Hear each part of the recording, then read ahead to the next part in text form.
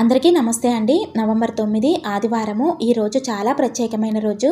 శివుని జన్మ నక్షత్రమైన ఆరుద్ర నక్షత్రంతో ఉన్న రోజండి. చాలా విశేషమైన రోజని చెప్పాలి. స్వామివారికి పూజ చేసుకోవటం కోసం నేను తెల్లవారుజామున 3 గంటలకే లేచాను. ఇల్లు వాకిలి అంతా శుభ్రం చేసుకొని ఇంటి ముందు ముగ్గు పెట్టుకొని తలస్నానం చేసి పూజ అయితే చేసుకున్నాను. కార్తీక మాసం కదండి, ముందుగా తులసి కోట దగ్గర పూజ చేసుకొని తులసమ్మ దగ్గర దీపం పెట్టుకొని తర్వాత ఇంట్లో పూజ అయితే స్టార్ట్ చేసుకున్నాను.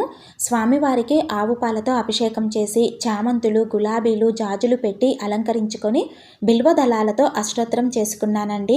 తెల్లవారుజామున కాబట్టి చాలా ప్రశాంతంగా ఉందండి.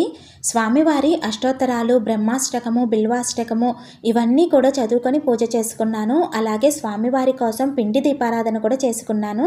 మనకు ఓపిక ఉండి లేవగలగాలే కానీ తెల్లవారుజామున పూజ చేసుకుంటే చాలా ప్రశాంతంగా ఉంటుంది. స్వామివారికి నైవేద్యంగా పండ్లు పెట్టి కర్పూర నీరాజనం ఇచ్చుకున్నాను. తెల్లవారుజామున 3 గంటలకు లెగిస్తే నా పూజ పూర్తయ్యేసరికి ఉదయం 6 అయిందండి.